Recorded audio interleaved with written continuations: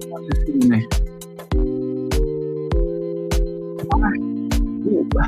Oh shit! Wait a minute! Wait a minute! Wait a minute! Did I jump the gun, James? Hold on! Don't say that, man.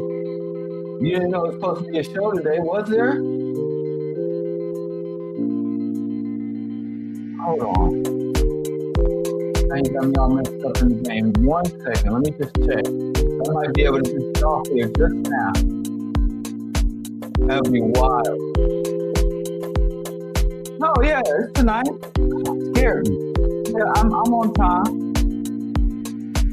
Don't scare me like that, James. Anyway, let's turn the thing down off the thing. How y'all doing this evening? Welcome to the Rational Radical Show on African World Order. Sorry. I was looking for the volume. I've been using this software for a minute and I still get confused on where the thing is from the thing. See, it's sorry.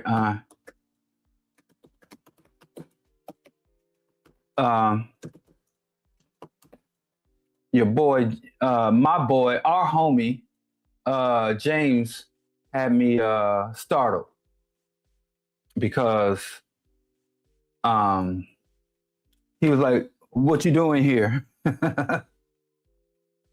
Me too, though. That's the same thing. My days run into each other too. So you throwing me off, man. You bringing me down with you. And you're like, "What are you doing here?" I'm like, "I'm probably not supposed to be here." You know, I was gonna log off too, expeditiously. Anyway, it's gonna be a quick night though, James. Don't worry. You might not even get to utilize your authoritarian authority as a moderator tonight. You and Trump, y'all like, using throwing y'all authority around. So you might not even get to use it tonight. So hopefully you can. I know how you like, blocking and kicking people out the chat and stuff. I hope you get a chance to be authoritarian, but this is going to be quick. Anyway, welcome, African World Order. If you ain't, locked in, you're going to be missing out. This channel is growing, this collective, this community that we build in this group, the content we putting out is going to be growing. It's going to be getting big, big, big. So if you ain't locked in, you playing yourself. This is the ground floor opportunity. Ain't no more. This is the lowest level of the multiple levels, and the multiple levels will be increasing. So, get in on the ground floor and bring 2 friends and increase your tier. You know what I'm saying? Get in on the ground. Anyway, I want to say something before I say what I got to say. I've been hearing things. And, I was talking to my wife earlier today. She's constantly lecturing me, constantly telling me what's wrong with me, constantly putting me down. And so she was, with her routine put down, she was telling me that I use the word y'all inappropriately. That I'll get on here and say y'all when I'm speaking about a specific demographic, a specific group, a specific behaviors. And she's like, that's not an effective communication within community because you're talking about everybody else and excluding yourself. And so I'm like, okay, I'll try to avoid saying y'all, even though it's so seductive. It's just so easy. And it's my rationale. It is my logic to say, if I say y'all out here eating pork, the non-pork eaters will know that they're not encompassed in that wide-ranging attacks. And I like wide-ranging, indiscriminate attacks. I just like that. It's wonderful. You think fascists are the only people that get to do that? Racists are the only people? I like to group a whole bunch of people together and just dump on all of them at once. Convenience. Just convenience. That's why people don't want to join. That's why we got so many sellouts, Uncle Toms, and scumbags, and not enough revolutionaries, because we don't take shortcuts. We should take revolutionary shortcuts. But I digress. Where was I? Oh, yeah. I want to say something about the individuals and speaking only to and about these individuals. And I know as more and more people log in to listen, more than a few people think this. I've been hearing like Minnesota and the ICE murders. So we've got this rogue government agency killing citizens in the streets. Now, I don't prescribe to that type of rhetoric. You know, when they're during the most recently, the U.S. atrocities in the Middle East, the U.S. atrocities across the world, when U.S. soldiers, and that was another big debate I just had about thanking soldiers for their service and the behaviors and rhetorics of thanking soldiers for their service. And somebody thought they got me today. Somebody sent me a link of what you call him, National Guardsmen, which is a branch of the U.S. military, National Guardsmen going to regions of the country that have been hampered by extreme weather to help out. And then somebody sent me that link of soldiers running out, not just soldiers in general, but National Guardsmen being sent out to do, you know, first responder work. And they were like, this is why we thank the soldiers for their service. And I had a word for that, sister, but I ain't gonna get into that. I want to talk about another phenomenon. And if I have time, I'll circle back to that foolishness, thanking soldiers for their service, which is proper fucking propaganda, which is some hella propaganda. You know how we thank them? Soldiers have some of the best benefits packages and best pay rates of all workers, enlisted workers. Plus, they have immunity to commit atrocities that an average worker doesn't have. Now, to me, that's not, you know, compensation, but to them it is. Like Harris once said, you want a salary and you want kids, so you put on a badge and kill people for it. You know, but that's another thing. So, but I was saying that to say when America's wars, the United States wars, they talk about American blood was spilled. So if there's some bombing, some attack, some conflict, they talk about American blood, you know, was spilled, or American lives lost. They say American lives or American blood. Now, it used to be they would say, well, U.S. citizens, so many citizens of this country, so many citizens of this country, or regiments or soldiers from this particular force are fighting, or this agency, you know, certain agencies or private sector workers. But then they stop speaking in terms of more formal terms. So if you go overseas and something happens to you, you're in a conflict zone, or there's some type of uprising while you get stuck overseas, they would say a contractor or a expat. But then they started saying American lives and American blood. American blood was spilled. American lives lost. American soldiers' lives lost. American lives lost. There's no such thing as American blood. There's no such thing as American life. And we fall for that. It's a hustle. It's a scam. It's a propaganda term meant to, you know, put some additional warped thoughts and confound. So if a dozen people die and none of them had social security cards, none of them were U.S. citizens, then you should feel differently about people unjustly losing their lives. So I don't understand, because I know where my loyalties are. I know racial, cultural, historical, ethnic. I understand what binds me, but one thing that doesn't bind me is my identity or my status as a U.S. citizen. Don't bind me to shit. That was hella involuntarily, and it's not even biological. It's indoctrination pure. But beyond that, so they got us thinking that some lives have different weight than others. And even we who are supposed to be conscious fall for that. But then going back to these citizens, as if the citizens who are killed by ICE carry more weight than the non-citizens. That's weird, first of all. And then you got black people, because one of the first citizens that was murdered by an ICE agent was a black man. This brother named Porter. He was killed by an off-duty ICE agent who many people qualify as one of the first citizens unjustly murdered by an ICE agent. Right? And then they had Good, this woman that was murdered on tape by an ICE agent, on video. I say tape because I'm old. Don't nobody do that. Bill on killed, and then a white man, a nurse, a heroic nurse was killed. And there have been escalating resistance and uprising.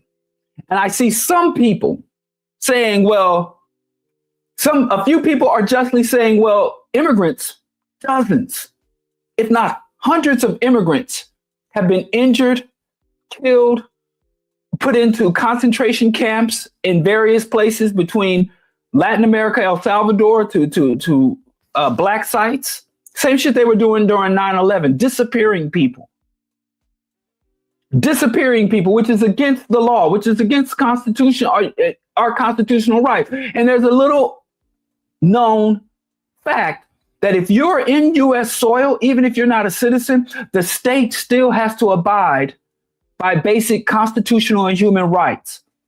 Being a non-citizen in the United States does not mean that people acting on behalf of the government can violate your civil, human, or even constitutional rights. Did you know that? So anyway, black people are a little perturbed that they say, well, a black man lost his life and we didn't have white folks in the streets like they are now. We didn't have media coverage like there are now. We didn't have all this uprising that they are now. Now, I'm going to make a confession. You know, I graduated from Catholic school, so I was taught that if I was confessing, I could cover my face. Let me get something to cover my face that ain't got too much of my business on it. I'm going to make a confession here. And this is how we do confessions. I went to Catholic school to study under nuns, and I became a Catholic fool. Shout out to Razzcast. I stole that from him. But anyway, now I'm going to show my face when I confess. No more Catholicism. I'm going to break that Catholic indoctrination I went through. Here's my confession. Hand to the non-existent God. Hand to the non-existent God. I put my other hand up to the non-existent goddess, voluptuous goddess. I'm biased in behalf of black folks. That's the confession. Now run tell that. Run tell that. Wasn't El Salvador too? Bullets and guns and more that they sent to El Salvador. I'm sorry, you're talking about the places they disappeared people throughout Latin America. Because Latin America is just as racist as North America. So we got to stop with this black and brown rhetoric. But anyway, I'm biased on behalf of black people. Now, don't call me crazy, but I think you can have bias in absence of injustice. I think you can have bias in absence of injustice. I have several biases, but I also have a strong, deeply ingrained sense of justice. And I don't think that my biases should allow me to mistreat each other or to tolerate the mistreatment of others, even if they fall outside of the arena of my biases. That being said, when black folks go through something, I feel it more personal than when non-black people do. Not to say that I don't acknowledge all injustices. You watch me throughout the years, I call it all out. I'm a man, but I oppose sexism, patriarchy. I'm cisgendered heterosexuals, but I oppose the persecution and scapegoating of the LGBTQAI plus community. I'm an abled person, but I fully support infrastructure centered around to aid and facilitate disabled people having the full, being able to live full life. I fully support accessibility. Whether it's the physical infrastructure, whether it's the digital world, I support accessibility. So even with our biases, do not feed injustice. So if I see white folks that are not particularly as enthusiastic when they see something happen to black folks and then it circles around to them and then they get up in arms, I think it's appropriate to call it out. But I think it's also rather weird to feel that, to have that notion or sensation. Just to me, I would have to say, I don't expect anybody to care more about us than us. I don't expect anybody to care more about us than us. I believe that if we cared about ourselves enough, we wouldn't have to need or be concerned about whether somebody liked or cared about us or not, because we are enough amongst ourselves. And I think a lot of these black people who get upset, they're saying, hey, black man killed. I didn't see the white folks rise up when a white woman got killed, when a white man got killed. I didn't see the white people take to the streets like when the black man went down. I think in those particular black people are like, because I care as much, if not more, about white people than they care about us. It didn't upset me. I was happy to say, hey, white folks finally waking the fuck up, because we always tell them. We've been telling them. We've been telling the white working classes, the white gays, the white disabled, white women. We've been telling white folks, even within your white domination, even within white hegemony and capitalism, it's only a small percentage of you white folks who are going to be who receive any direct benefit from that shit. For the average white person, only thing racism and white domination does is feed their psychosis. It validates the worst parts of them. It doesn't, like I said, the average white person in the United States gets to go to Walmart and buy more garbage than the average black person. But other than that, their quality of life, they're miserable. They're sick. It's like during Jim Crow. And many observers said the average white person who supported Jim Crow, only thing they got out of Jim Crow was not personal wealth, not personal fulfillment, not even any type of development of their intellect or their humanity. And all they got was a water fountain, a slightly better water fountain than the blacks. They got to sit in a different position on the bus than the blacks. In the times I rode the bus, I used to voluntarily go to the back. I don't even know if the front of the bus is the best place. Everybody getting on and off and crowding you and shit in the front of the bus. So it's not even that the bus, though, it's just to feed their psychosis. And the white man was willing to shed his blood to keep his water fountain and the seat at the front of the bus. And that's all he got. The average white man now is ready to give up all of his civil and human rights to be able to afford a little bit more shit at Walmart, a little bit more toxic food. He's able to go to these corporate monopolies and ball out a little harder than the average black. I know it's not that simple, but all that to say, even when we are suffering,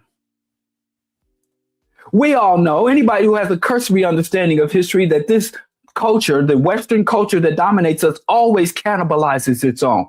We know from the study and research of empire, everything the empire does overseas eventually is revisited upon the citizens of the empire, without exception. Everything the empire visits overseas, all of the technology for mass incarceration, mass murder, and all the other technologies of repression that are utilized abroad are brought back home.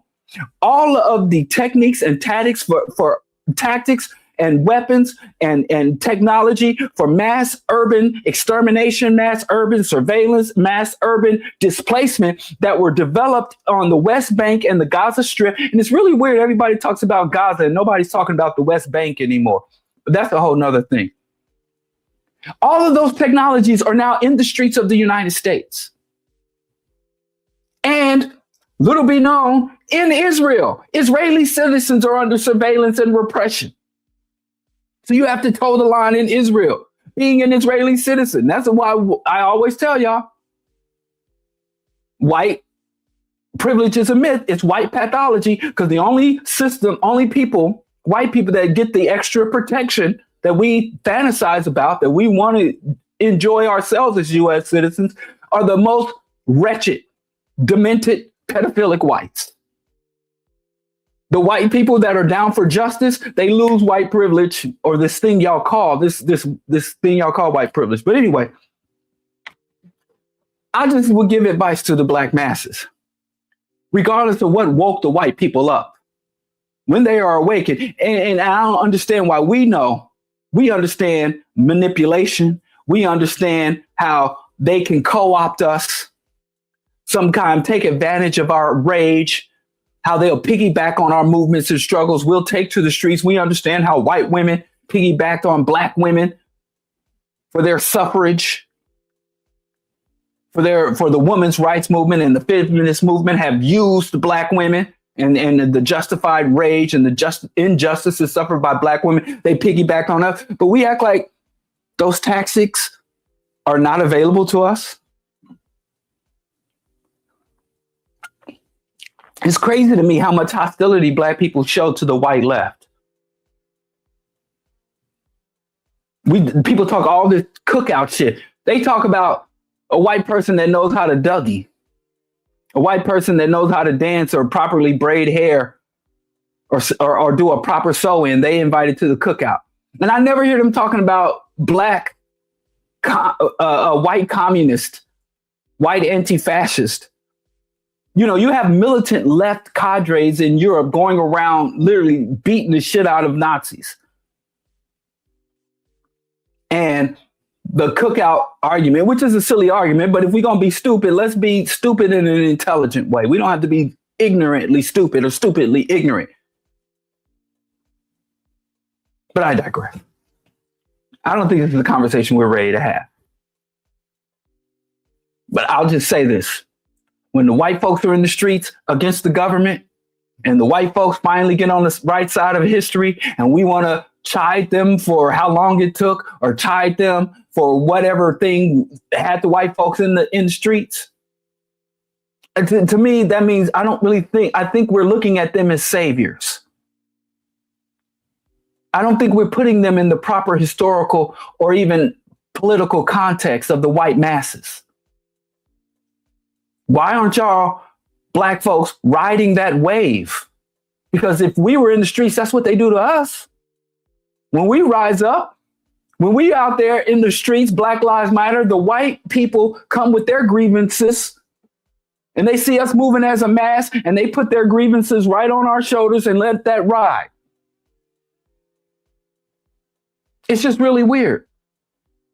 And I don't know what these black people who say, well, white people in the street when a white person got killed, and they weren't in the streets when a white person got killed, or whatever. When a black person lose their life, white people ain't in the streets. But when a white person dies, white people in the streets. Like, what would you have them do? I'm very curious.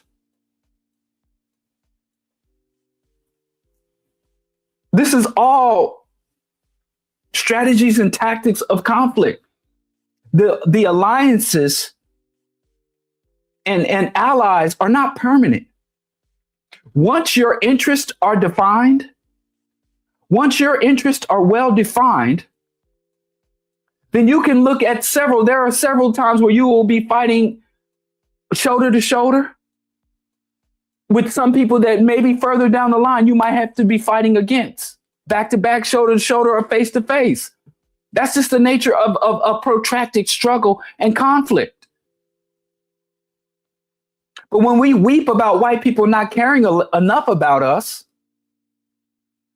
it disturbs me. And I've been seeing this so often. Where are the white people? Where they at? If the white people are absent, then we need to have plans, and tactics and strategies for when the white folks are still slumbering. And when they finally wake up, we either know how to integrate them or direct them or what level of supportive validation. How can we use this to advance us? Where do we overlap? Where do we conflict? But simply crying? It's even weird, like when a black person comes up like Kanye. When Kanye first started talking all that slavery was a choice. 20 years ago, when Kanye mass-produced Confederate flags, he was putting out skull and crossbone and Confederate flag brand clothing. And a few of us said, yo, you flying that fucking racist flag, fuck you, Kanye. And Kanye said, it's my flag, and what are you going to do about it? Slavery is a choice. Just doing all this fuck shit. And then as soon as he started going anti-Semitism, and Adidas like, we're not working with you no more. Step off. All the corporate partnerships ended. Black folks got upset.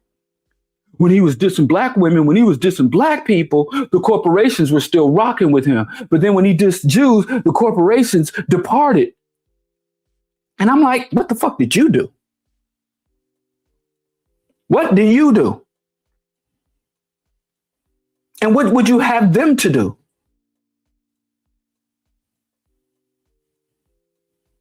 I don't care if the motherfucker Today, tomorrow, or yesteryear, I stopped fucking with him day one.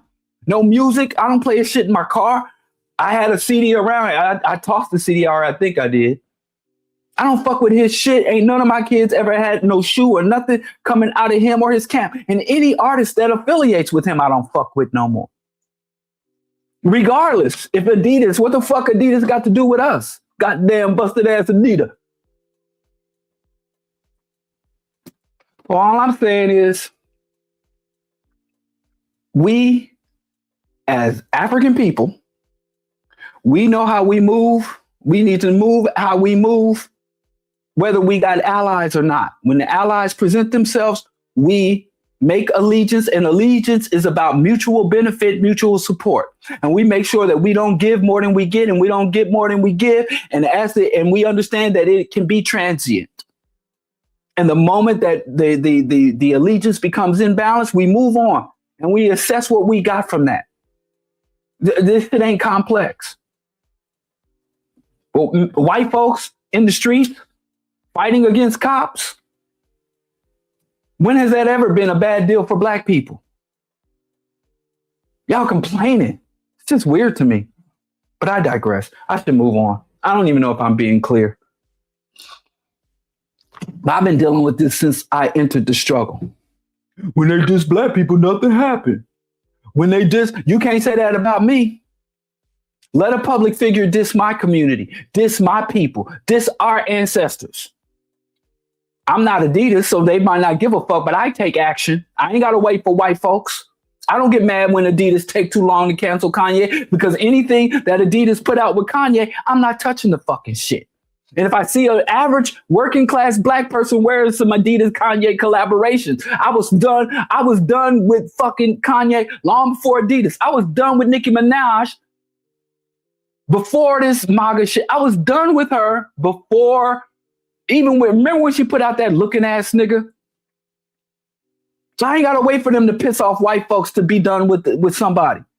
And you think, well, they lose the money. Well, we don't have money. All we have is our solidarity. And we should treasure our solidarity as much as they treasure their fiat currency. In fact, let me correct myself. Our solidarity is worth more than their fiat currency. And if we started moving in that way, these Uncle Tom handkerchief head house Negroes would stop selling us out for fiat. And y'all about to let Kanye come back. Watch. Kanye put that apology out. Weirdos. But anyway, let's move on. I want to talk about from civil rights to the Fourth Reich. Because in my lifetime, in most of our lifetimes, we have gone from Obama being a representation of post-racial America. And I know people got short memories. So going back, what was it? It hasn't even been 20 years. Going back to Obama's inauguration, Obama's historical run, Obama's historical election, people were literally saying post-racial America. That was a term that was being bantied about. Now, as Obama took the oath of office, the police around the country, right-wing groups around the country, like, I think the fuck not, y'all trick-ass bitches. They let us know it wasn't post-racial, but that rhetoric was floating around. There was even people talking about, it's a new day, America, and people were weeping. I follow politics since the first time I started following politics was Reagan v. Carter, 1980. That's the first time I kind of became aware. I was a little baby boy, but that's the first time I was old enough I wasn't old enough to vote, but I was old enough to watch the nightly news and understand that there's a campaign going on. I had some cursory understanding.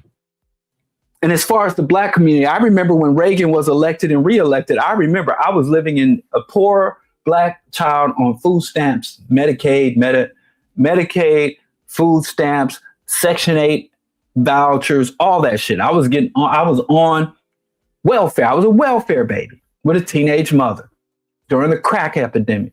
And I remember the nervousness and despair in the hood Like, is he going to cut our benefits? Is he what's Reagan going to do to us?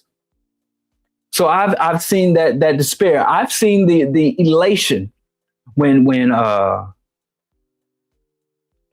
what's that man's name? Bill Epstein Island Clinton was on the Arsenio Hall show. My grandmother used to love Arsenio Hall. May she rest in peace. And I remember him playing that saxophone on Arsenio Hall.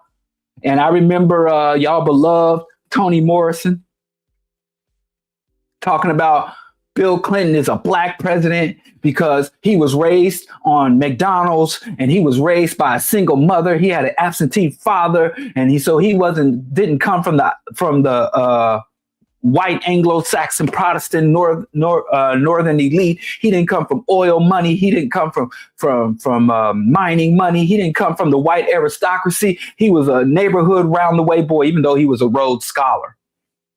But she overlooked that part. But there was rhetoric around that Bill Clinton was the first black president because he ate a poor diet and was a single mother, disrespecting ourselves, playing that game. And I remember the elation black people felt coming out of the Reagan era, because we had Reagan, Bush, and that shit was hard on black folks. They was dissing. Go look up the Willie Horton.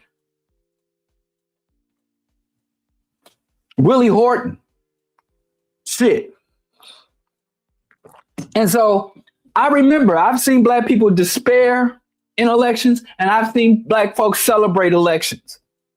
But that Obama shit, there's this one comedian, I can't remember his name. He he does that. What's that brother? Tyrell? Well, I can't remember his name, but he's funny as shit. When he always gets upset, he starts to tremble in the. Well, I saw people crying, my own relatives, the elders in my family crying. I have relatives who are older than Israel. I have relatives who are older than Israel, right? Who were born before the establishment of the genocidal settler colony of Israel. And they never saw that. I have family members. My own parents lived under Jim Crow. Back of the bus, no blacks allowed. You can order food from the rear and take it from the rear. You can walk in and order food, but a segregated counter, segregated school. I know people that black came up in Jim Crow who lived long enough to see the first election of a black president. And I don't know if y'all changed this. I told y'all, I'm not calling Obama black anymore. I called Obama black up until year before last. When y'all wouldn't let Kamala be black, y'all let Obama be black, and y'all didn't let Kamala be black. I don't know the fucking rules. Can some black person send me the black rules?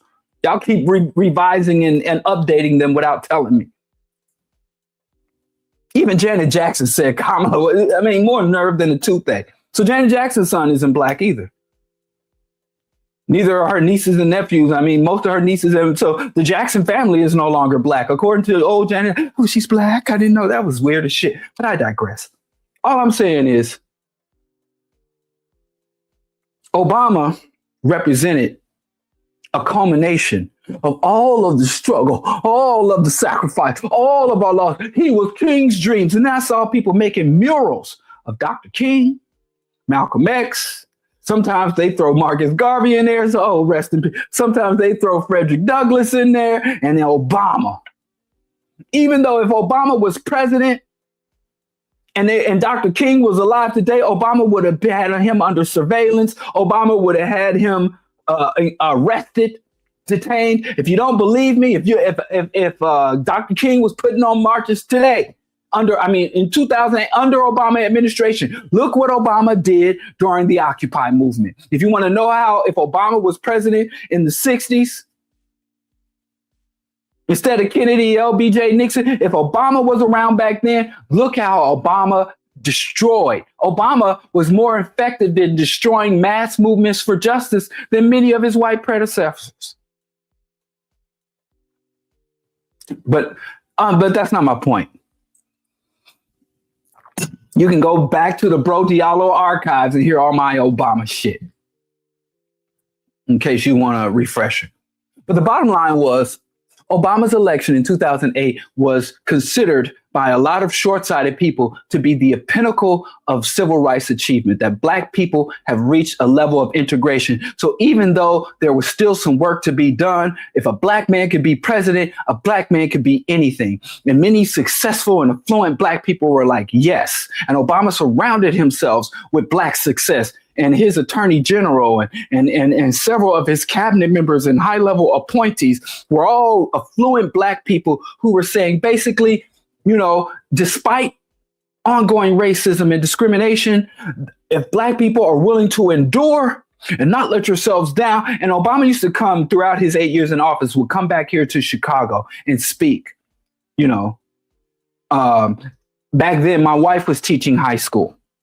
And he would come to her high school, and sometimes he'd speak in the auditorium in front of all the kids, or sometimes they'd gather all the teenage boys who are at-risk boys and take them off to one room and sit in the room with Obama. And all Obama would tell them is, you know, I acknowledge that there are some roads we still must cross. I acknowledge that the system might come down harder on you. And I acknowledge you might have fewer resources and opportunities than a white person. But I'm president, niggas.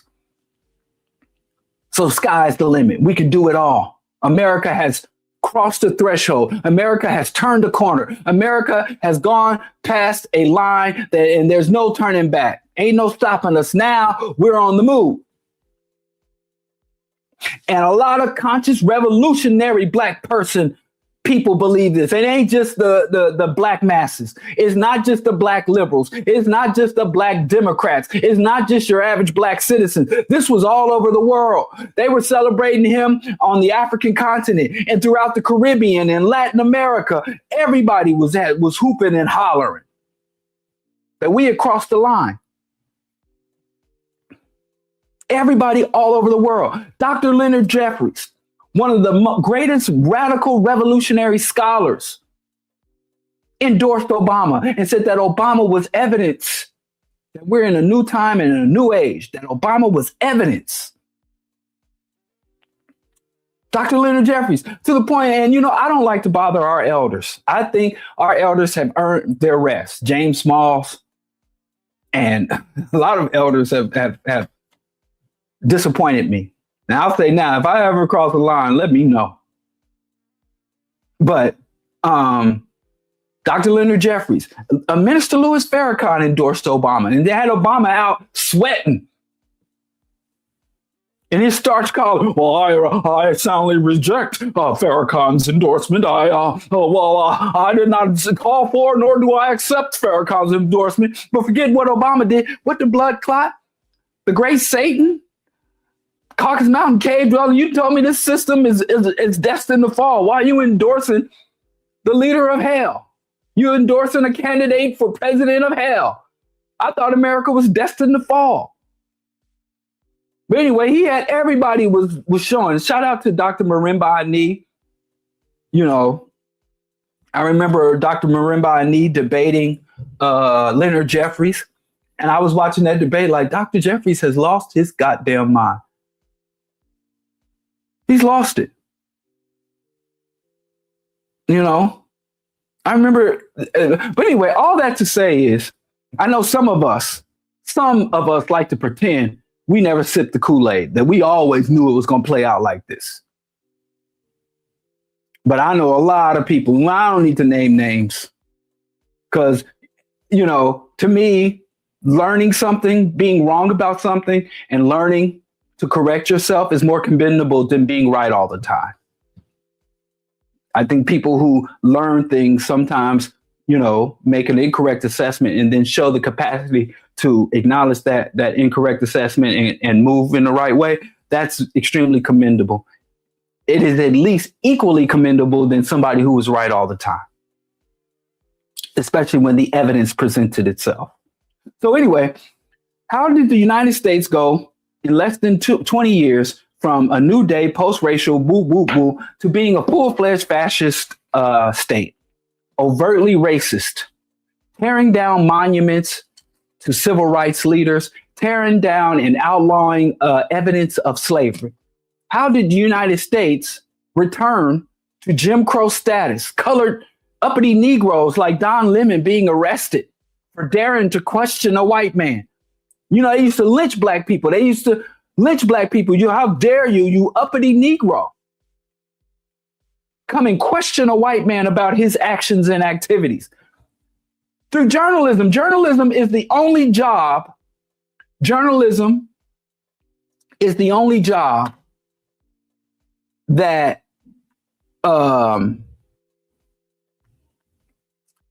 is protected in the Constitution. There's no other specific job. Everybody's citizens all have the same equal rights, but journalism as a profession has additional protections. And it wasn't just Don Lemon. There were four black journalists who were arrested. Four black journalists. Now, I guess I should say their names if I'm going to say it wasn't just them. So, Don Lemon, of course, Georgia Fort, Tyrone Jean Cruz, and Jamel Lundy. Those were the four black journalists, Negroes, who had not just the audacity to bring your black self up in here and to question our government, question white men in leadership, white men in authority. That's some straight up Jim Crow. And 20 years ago, there was a book called The New Jim Crow that was written. And we thought The New Jim Crow, even though the book, I'm not accusing the book of saying this, I'm saying many people who read the book thought The New Jim Crow was limited to black people who had criminal and felony convictions. And if you had felony convictions, they could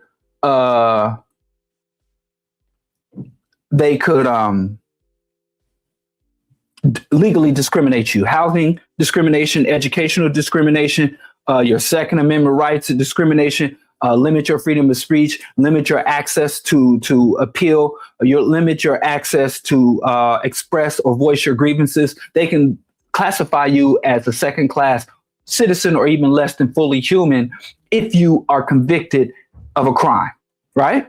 But backlash, where you say some would say it was backlash, not really. It's a little less than, there's a backlash component. I say all the time, we only focus, Obama was an inspiration.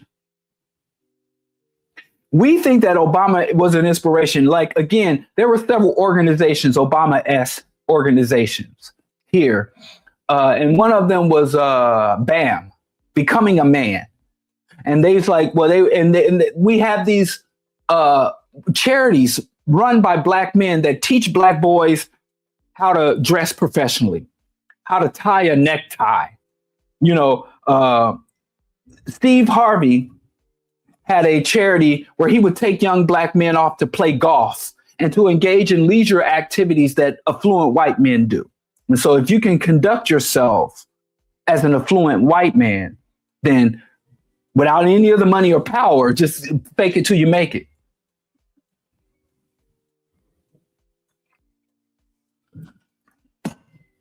Okay, I'll come back to that. But anyway, so there's a child. I don't know if y'all can hear, there's a child crying out there.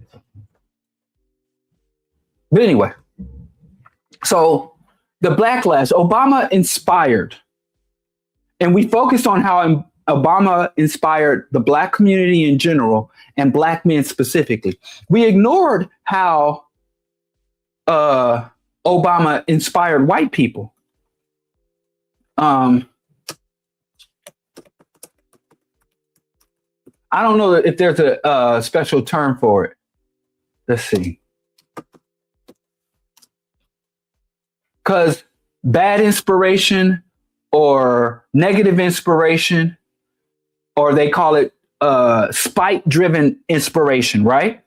So with the negative inspiration, you had one segment of white people, which we would probably call the white liberals, to say the burden has been lifted. There were literally white people that says, I no longer have to have any level of white guilt.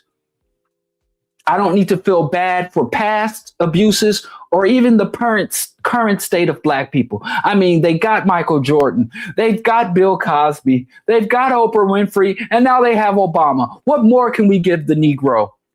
So white people were inspired to relinquish the burden of whiteness, the white man's burden.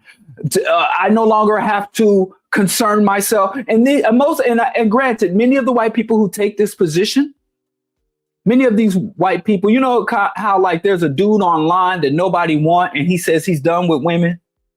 There's a man, maybe, you know, I don't want to be stereotypical, but I've seen these guys online, like middle-aged dudes that have had very, very little success with women, have a strong desire for women, but really don't have the capacity to make a connection or to conduct themselves in a way that would draw a woman to them. And so they make an announcement that they're done with women, as if women should wear all black and have a day of mourning. I'm done with these women, these females. And they have I've been a part, I often get kicked out of them, but I've been a part of like online, not in real life. I don't know these dudes in real life. Every dude I know is suave. Every dude I know is a ladies' man. So all my homies, all my friends, I ain't talking about none of y'all, even the single ones. Yes, the men go thy own way. You know, the manosphere dudes, sorry. And so they'll make an announcement. I'm done with these females. I'm a Sigma male. I'm gonna go my own way. But what? No, you weren't doing shit with ain't no women for you to be done with, unless you're talking about your mama, your auntie, and your older sister. That's kind of how white folks were when they relieved themselves of the burden. They never carried a burden. They relieved themselves of a burden they never carried. So that was one side of inspiration. Racism is over. We don't owe them nothing. In fact, they owe us. White folks, I voted, and there were people that would get into arguments. White folks would do something racist. The black community would call them out, and they'd be like, I voted for Obama. That's kind of dried up.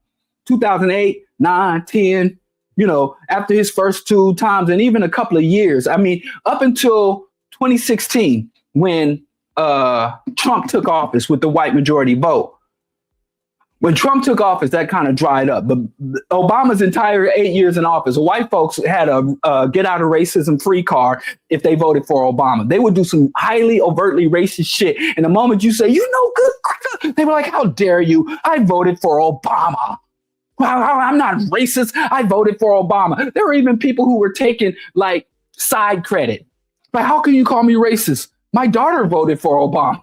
My cousin, I know a guy who voted for Obama. So how can I be racist? I'm friends with a guy who said he voted for Obama. So that's one inspiration. They inspired white people to relieve themselves of the burden and re-enter a segment of history where I don't think black people pay enough attention to, of benign neglect. We no longer have to concern ourselves with this formerly oppressed minority because they have reached the promised land. Then there was another people saying America is lost. By the time a Negro is sitting in the same seat as Woodrow Wilson, a Negro taking the whip, the Negro sleeping in the master bedroom, they said if black people are taking the positions of the masters, then by default, white man's going to become a slave because that's the only way white people can relate. White people only can look at you in a realm of master slave. Either I'm your master, this whole concept of equality, they don't believe it. You know, there's a whole population of people that when they had this concept of virtue signaling. Virtue signaling. They believe that anybody that says, I'm a good person and I want good in the world must be lying because they themselves cannot conceptualize being a good person. And all of their quote unquote goodness is either legislative or performative. Legislative meaning it's against the law and I don't want the inconvenience of prison, so I won't do this particular crime. Or they're performing goodness to get to some badness. I'm going to act like a civil person in order to get this person to become attracted to me, to marry them, have children with them, buy property with them, fuck their whole life up, and then my real self come up that I'm really the scum of the earth. There's people like that, which is a large segment of the population. There have been books written about these people. There's been books, Urugu, The psychopathic racial personality, the Iceman's inheritance. There's another one called 5,000 Years of European Behavior. There's all kind of books written about this. And so you had these people that were like, Obama's in office was negative inspiration or spite-driven information to say, white people, we've been asleep at the wheel. We've let the Negroes go too far. We let them go too far. We've been too soft on them. We've been too generous with them. We've given them too much. We've given them too much leeway, and we got to bring down the hammer. Now, we were under genocidal oppression when Obama took office. In his 8 years in office, he did everything to validate and sustain the status quo. And the status quo was genocidal oppression of the African inhabitants of the New World, across not just in the United States, but across this hemisphere and across the world. Obama sustained the status quo. Obama was not interested in giving liberation, offering, or supporting liberation. And Obama says, well, I will be exempt. And the way I will exempt myself from racism and white hegemony is by amassing so much favor and fiat that I can dwell amongst the white elites as they continue to ravage my people. That's the sellout role. So anyway, Obama absolved the white masses of the white liberals of their guilt, and Obama invigorated the white racist, the Tea Party, the right wing, the Koch brothers, AstroTurf groups. Rush Limbaugh, may he rest in peace, and Fox News. So the liberals said we can relax, we can lay down our burdens, and the conservatives said we got to take it up a notch. And that was the formula for fascism. That was the formula for fascism.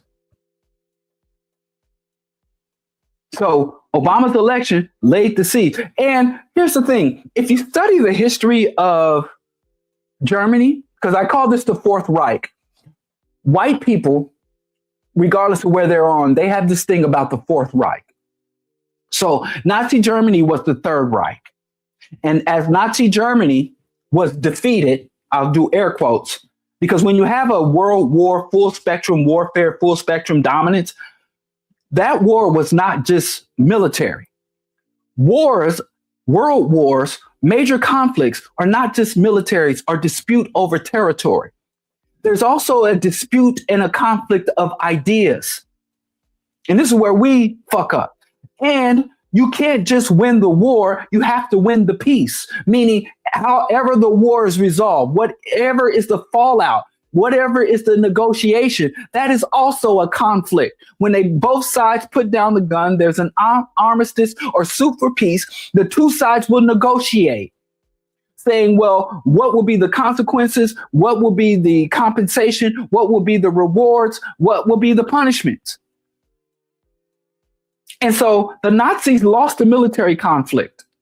But if you look at the overall Nazi agenda, they lost militarily. Did they lose culturally, socially, economically, politically? Even in the long term, where the fuck did the Nazis lose? Can you imagine that one of their primary targets, they had several targets. They targeted gays, they targeted the Roma people, they targeted the Slavic people.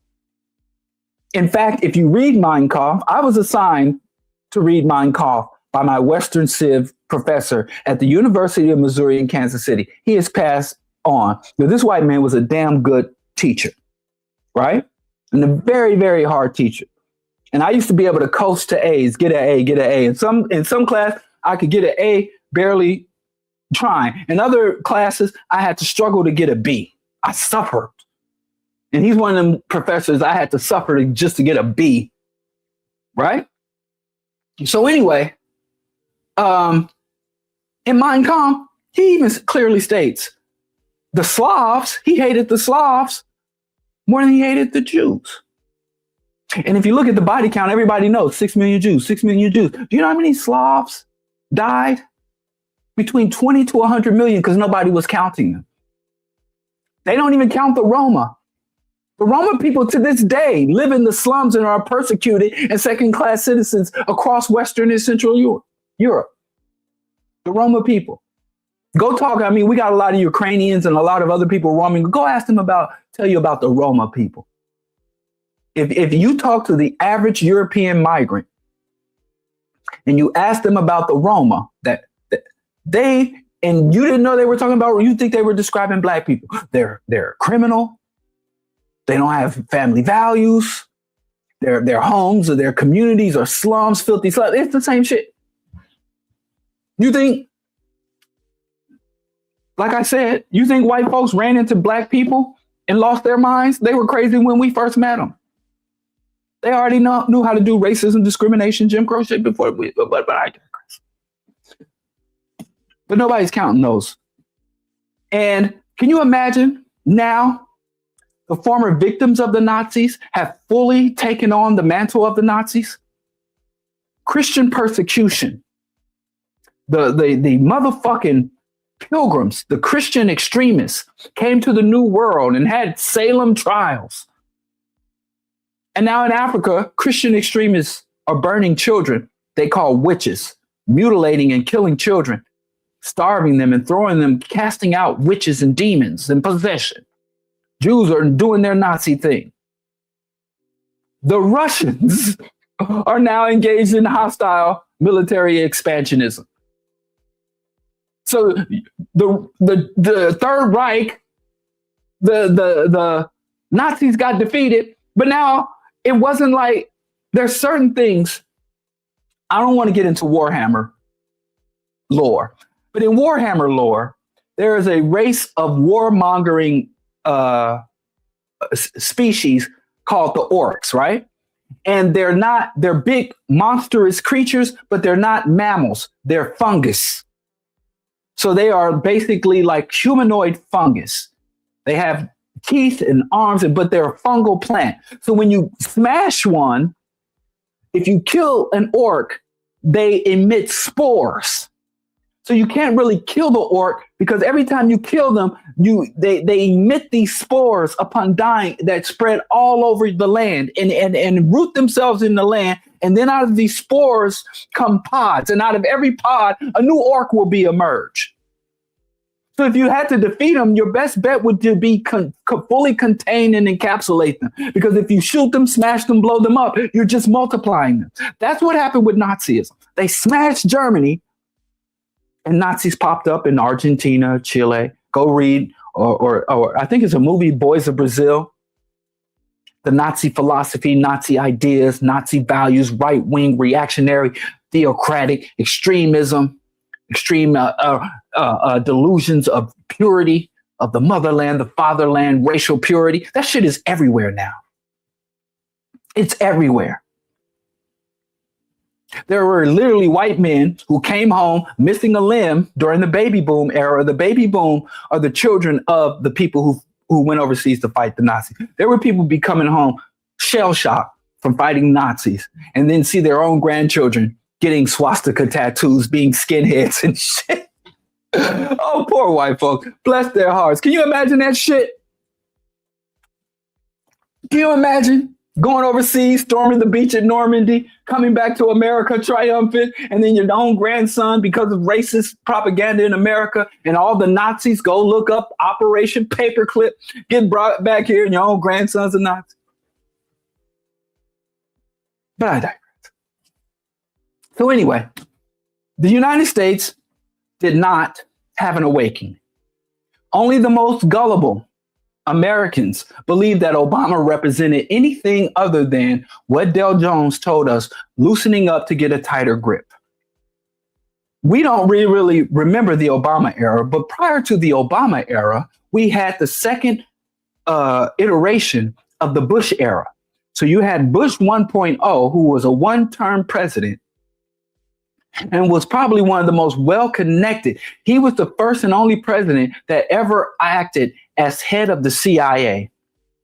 The Bush family, there is a book about the Bush family dynasty that has out of print.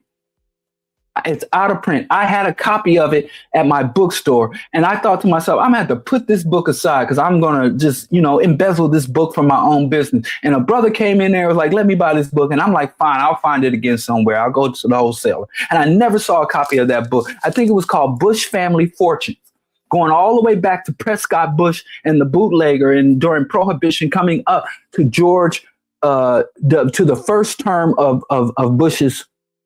Prescott Bush's grandson. And the Bush family to this day is one of the most powerful families. And for most of their history, they operate behind the scenes. But two of them, the father and the son, took office, and then they tried to prop their other son to take office. The Bush dynasty. We don't even talk about Bushes no more. Only time we talk about Bush is when he shows up and hand feeds Michelle Obama mints. When Michelle Obama is twerking on Bush's daddy in his wheelchair before he died. That's the only time black folks even think about the Bush. Bush put Clarence Thomas in his chair. The Bush family has fucked us over, man. Look. Fucking George Bush put Clarence Thomas in that chair. And Clarence Thomas has been a mole on our asshole since the day he was put in that chair. A wart on the ass of Black America. But I digress. Anyway, Bush, the compassionate conservative, that's what he ran on. I'm a compassionate conservative. I'm not like my daddy, and I'm not like Reagan, because I don't intend to harm you. I want fiscal responsibility. I want sensible government. I want to shrink government down to a rational size, end government overreach, and respect your constitutional rights. And hey, I got this colored woman, Condolingus Rice. So look, I got this colored woman with me everywhere I go. How can I be racist? My best friend's a colored woman, and I'm gonna put obstructed Colin Powell, inflamed Colin Powell. I'm going to put him over the entire Imperial Army. And people were walking around in the Bush era, you youngest, Bush has appointed more colored folks, more African Americans to his cabinet than any other president in history. While the motherfucker was being racist and genocidal and imperialist as hell. But we didn't care, because while he was writing up his plans for imperialism, Negroes was there holding the stationery. Negroes were able to give him the pen to sign the shit with. And another Negro, Colin Powell, went to the UN and went out and carried out his genocide. So as long as we were able to integrate, this was the effect of civil rights. So Bush even said, I'm responsible for Obama. Because Bush started off the stage 9/11. Then he started all these foreign entanglements, these foreign wars, these invasions. We need to start calling shit what it was. None of them was wars. The United States hasn't had a war, has not declared war since the 1950s. These are U.S. invasions. We don't like the word invasion, so we try to call it a war. The United States never declared war on Iraq. I don't even think the Korean War was declared.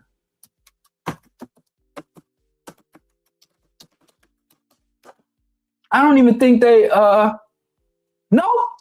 damn these motherfuckers. So even the United States didn't go to war with Korea. It invaded Korea. Show me the official declaration of war before you tell me something's a war. United States invaded Panama, invaded Grenada, I can't even list the country, Venezuela. United States invaded Iraq, which is against international law, international motherfucking war criminal. So there was all these wars. You also remember they tried to do an audit, and over $1 trillion went unaccounted for. And remember Dick Cheney, he was a CEO, right? He was a CEO. He resigned from his CEO position to appoint himself as the vice president. He was head of Bush's vice presidential search committee. So they said, Cheney, we want you to join with these other guys and find me a suitable vice president. He's like, no problem. He walked out the door, turned around and opened the door, walked back in and said, it's me. And then after he became vice president, which made him president because Bush was a sober drunk, but that's a whole nother thing. the company that he was the CEO for got all these no bid billions and trillions of dollars in contracts. This shit ain't new. It was two presidents. The real president was Cheney, and the real vice president was this guy named Karl Rove. Karl Rove is an international war criminal. MC Rove, he would rap and call himself. Karl Rove was called Bush's brain. And so Karl Rove is on TV today denouncing Trump.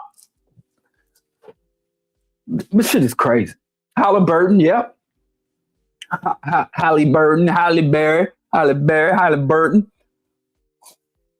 So anyway, Bush was like, America was in, and then right as through all these wars, trillions of dollars spent, trillions of dollars unaccounted for.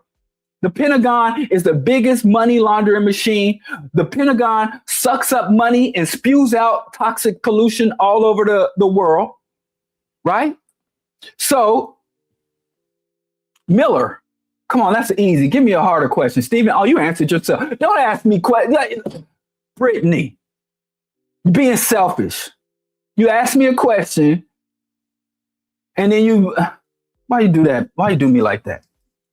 Anyway, so Bush was like, and then the subprime, the housing market completely collapsed. The housing market bottomed out. The stock market bottomed out. There was billion and trillion dollar welfare. In order to save the U.S. economy and the international business infrastructure, the fucking U.S. Treasury printed trillions of dollars and gave zero interest optional loans that were never paid back to the people, in order to prop up and save the international capitalist economy. And when all that was going on, that's when people was like, the Negro can do no worse. And Bush all but said, if I hadn't fucked shit up so bad, there'd never been a chance a black man become president. Never. So Obama came with the status quo. Black people had all this false hope.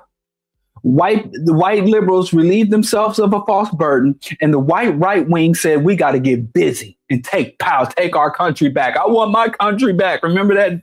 I want my country back.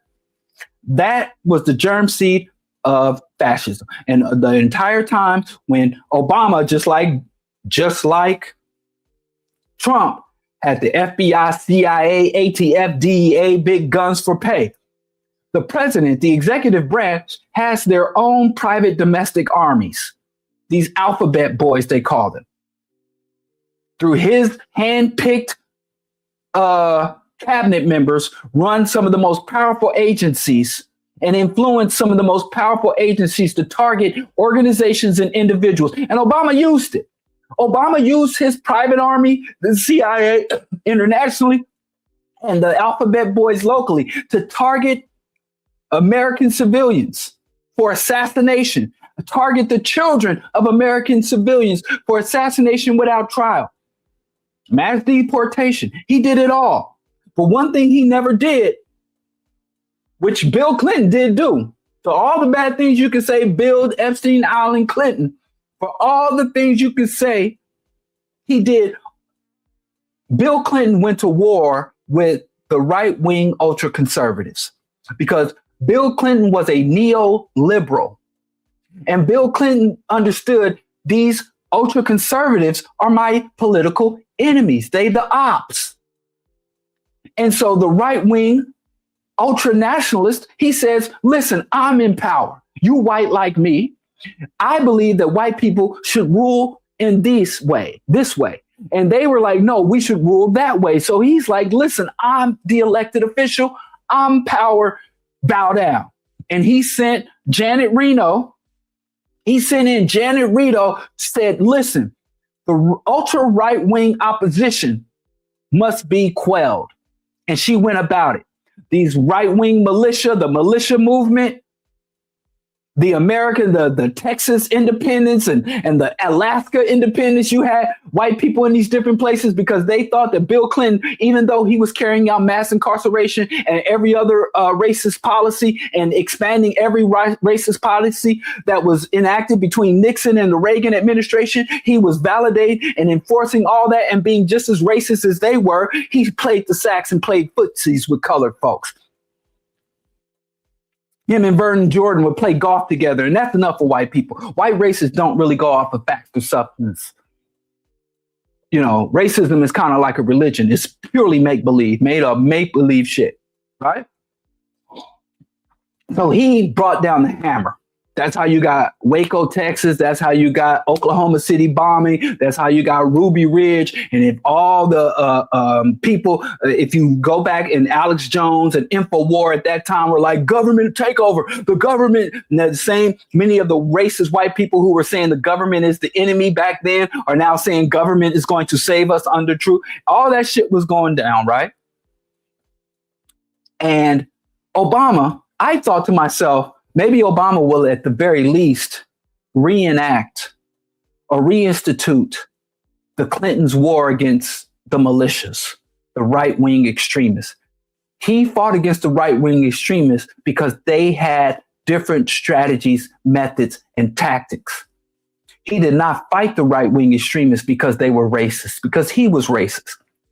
But he said my form and my methodology for racism is much more effective, derives much more benefit, and exposes us to much less liability than your overt racism.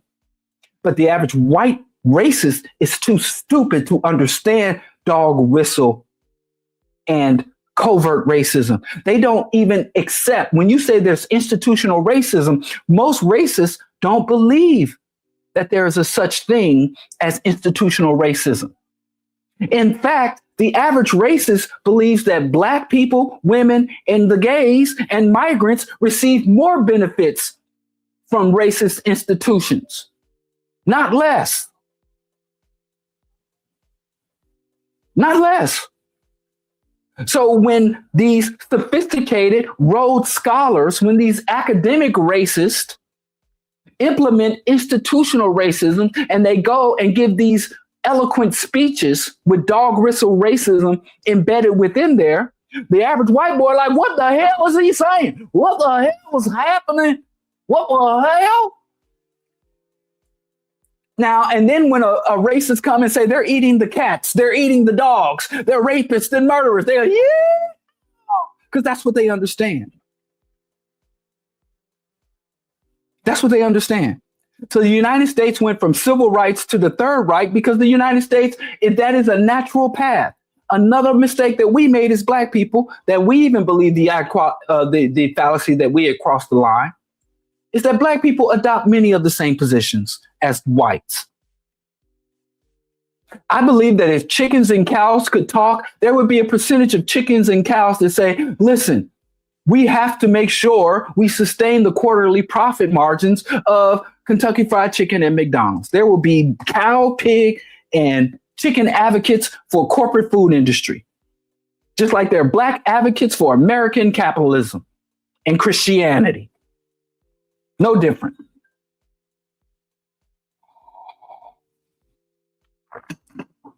So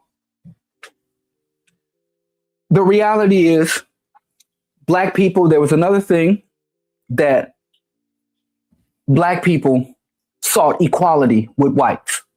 There was all this rhetoric of like, we want equality. We want equal treatment. We want equal citizenship. We want equal opportunity. And with that, as Dr. King, what Dr. King said is like, damn, I'm fighting for civil rights, but civil rights without economic justice would only turn Black people into a population of predatory, greedy, racist. How the fuck do we think getting equality with racist would humanize the racist instead of dehumanizing us? So the initial Black struggles were for Black liberation. And as Black liberation was gaining momentum and the white hegemons were recognizing their vulnerability, They said, well, let's morph or warp liberation into integration. You don't want to be free from America. You want to be free within America. You want freedom under the Constitution, not freedom from the Constitution.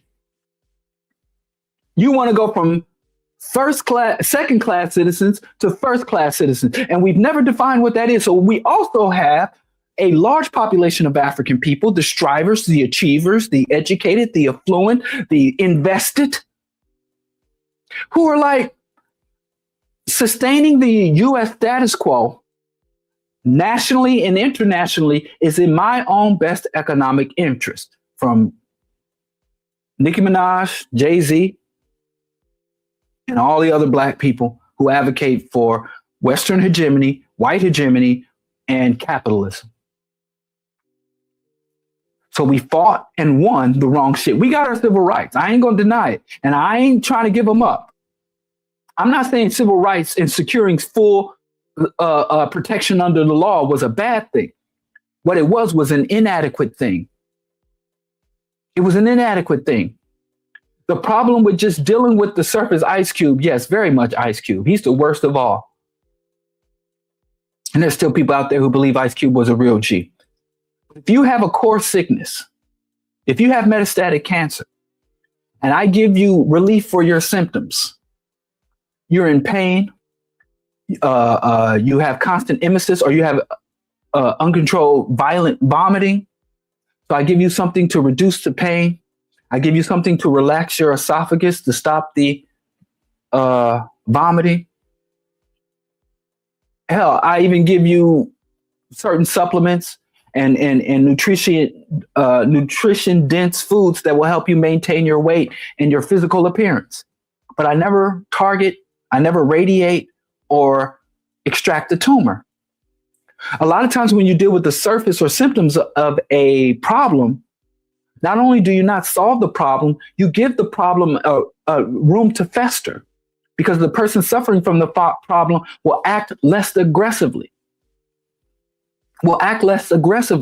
To cure the problem, because symptoms are there to make you aware. So if you suppress symptoms without acknowledging and dealing with the underlying problem, you're only taking away your alarms. You're turning off the alarm. If you're at home sleep and your house alarm gets off, the house alarm is a problem. They are loud and disruptive.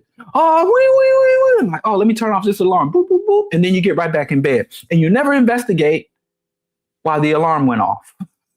You've just exposed yourself to even more danger because you've taken away your alarm, and then you put yourself back in a even more vulnerable position than before you disabled the alarm. And so that's what civil rights had done. That's what civil rights have done. Now, they didn't have to do that. And again, I'm not one of these historical, we had it better under Jim Crow. I don't want things under Jim Crow. I fully acknowledge and appreciate the sacrifices for the African people that got us our civil rights, our right to vote. I use my right to vote every election cycle. The right to be to go out and engage in commerce, to go out and open a business. And if somebody comes into my business to steal or vandalize, I have equal right to go before the court and submit my grievances. I can go into court and testify. Even if it's a white man that wrongs me, I can testify against that white man and be a witness. We take a lot of that shit for granted. And I think a lot of us need to have more respect for what our people went through under Jim Crow. But I'm saying we should have kept running. That's all. If a person has some type of serious illness, I would never say, well, don't relieve their pain. Don't make them comfortable. Don't give them a pillow to put under their feet. Don't give them blankets to keep them warm. I think you can deal with symptoms and the underlying issue. And the reality is you have to deal with both, because if you're trying to cure someone of a serious illness and you ignore the symptoms, a lot of times you can take away their will to live, their enthusiasm for getting better. Oh, I'm just so miserable. I'm suffering so much. Who cares? I'm curing you. That's why in the medical field, they tell you about treating the patient with dignity, because treating them with dignity and respect, because a lot of times in healthcare, the people lose control of their bowels, they lose their hair, they lose their ability to really communicate or comprehend. They go through these severe mood swings and a myriad of diseases. And they trained us as health professionals. When I was a radiography student, I had to take medical ethics. I didn't just learn how to work. I didn't just take radiant physics and positioning and anatomy and physiology. I had to take ethics. I had to learn about the history. I had to take psychology. And even when we were taking pathology, we didn't just look at the process of fractured bone. If somebody has a fractured bone in a car, you mend that bone. But if they were in a car accident and they have a fractured bone, they could have had a severely injured family member. So there's the psychological, the emotion. They could lose their job from being out of work. So I understand the addressing and acknowledgement of symptoms, because if you're trying to cure someone of a core ailment,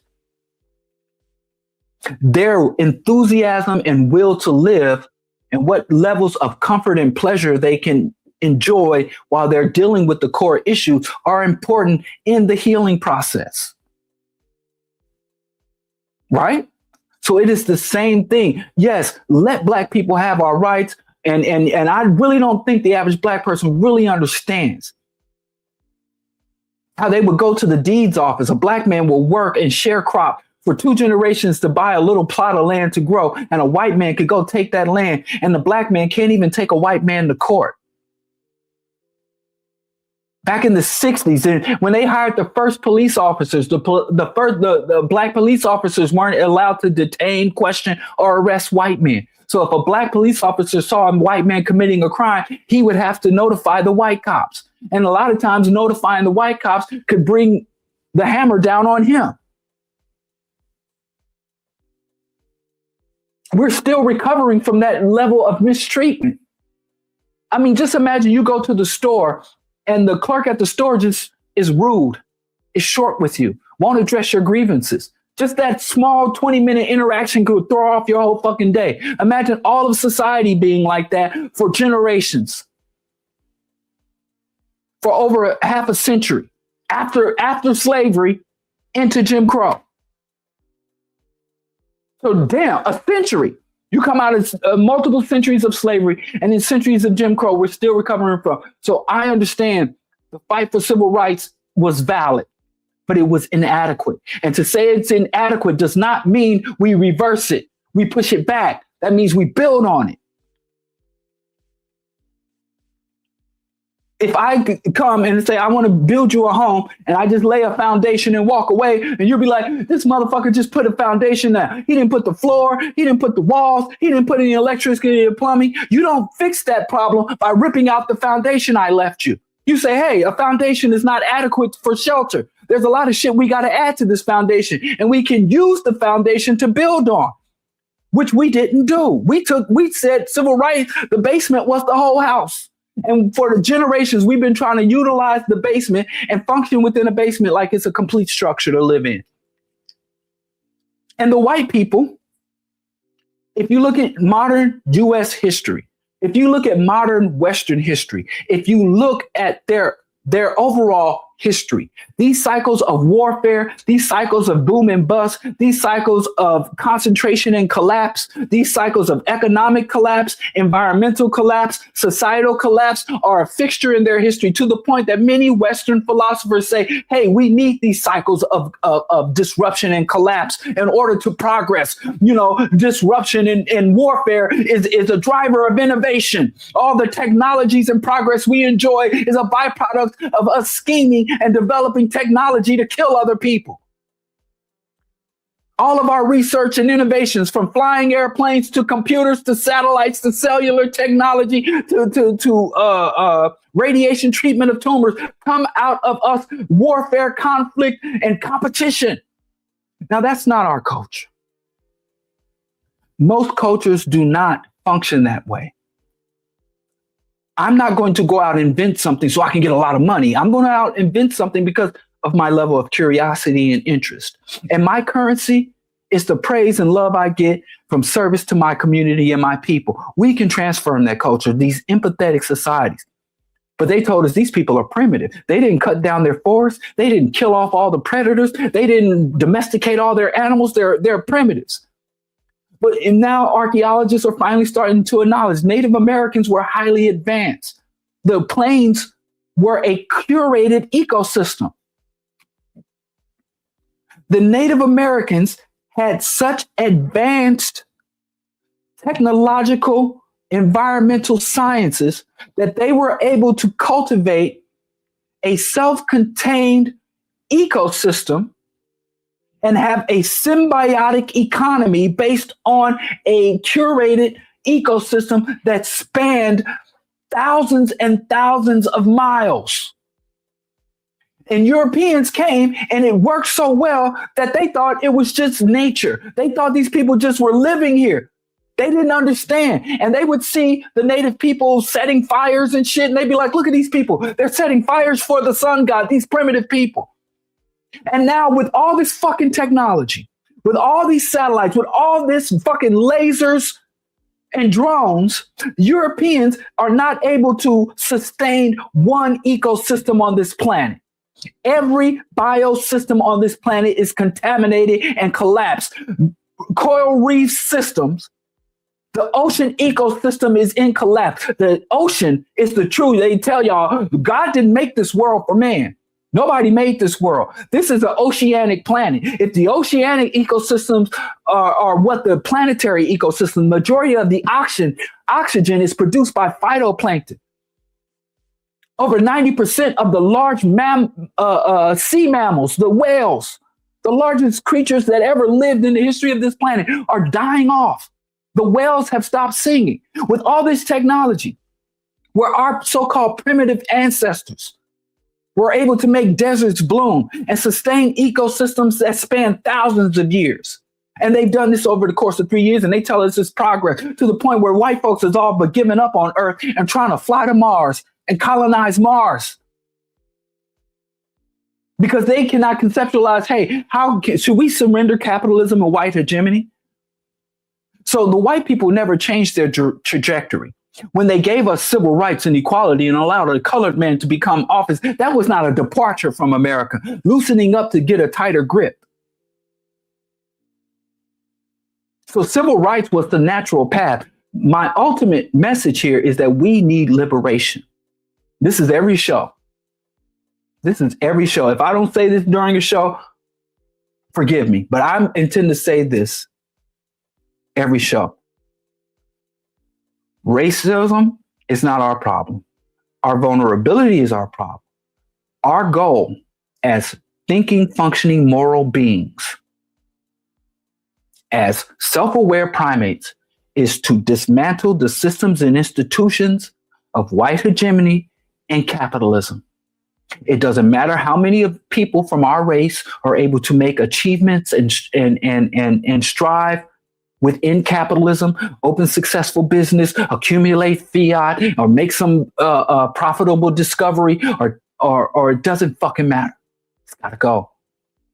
White hegemony, it doesn't matter. And now we've seen, thanks to Obama, but there's been many people prior to Obama to show us this, that women, queer, gay people, and people of color all have the capacity to take positions of leadership and authority and sustain the status quo and advance the interest of white hegemons. So it doesn't matter how many elected officials or appointees come from our hood or is one of us. But in that fight to destroy capitalism and white hegemony, we don't need to neglect the immediate concerns and needs of our people.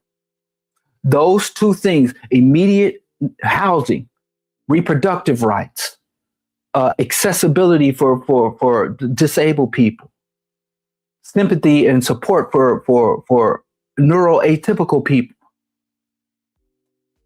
are not contrary to affordable insulin, are not contrary to revolution. And as we do one, we feed into the other. And as we do the other, we feed into the one. So that's that. It was inevitable. We are not trying to get equal with these people. Being equal to your oppressor makes you equal to your oppressor. Do we really think black people could do capitalism without genocide? That black people could do capitalism without ecocide? Black people could do capitalism without predatory hyper exploitation of people? Predatory hyper exploitation of the environment and resources? We could do capitalism without colonialism and imperialism? How? White people couldn't do it. We can do capitalism. Yes, we believe it. We can be non-imperialist Muslims, non-imperialist Christians, and non-imperialist. We think we can do shit better than the people who conquered and forced us to do the shit. We can out-pope the Pope. We can out-Muhammad, and we can out-capitalism Adam Smith. No, we can't, and we need to stop fucking trying. And that's my message for today. Shout out to Namdi, man. Showing up and showed out. Thank you, man. I'm gonna tell you, man, I don't know why I would like a cult based around praising human beings.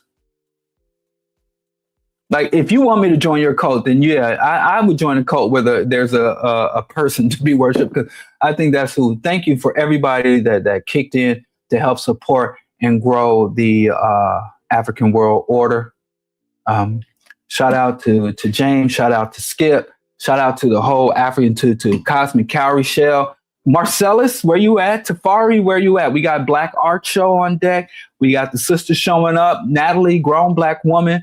And so we're supposed to have a meeting with all the creators. I also talked to the Indigenous Nightmare we might be building. So this channel is growing.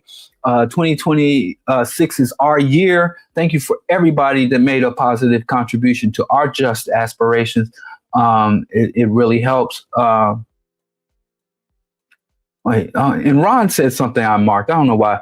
Wait, Diallo, you can't see anything wrong with arresting a Democrat liberal like John Lemon as his class, our number one enemy. Yes, I see something wrong with it.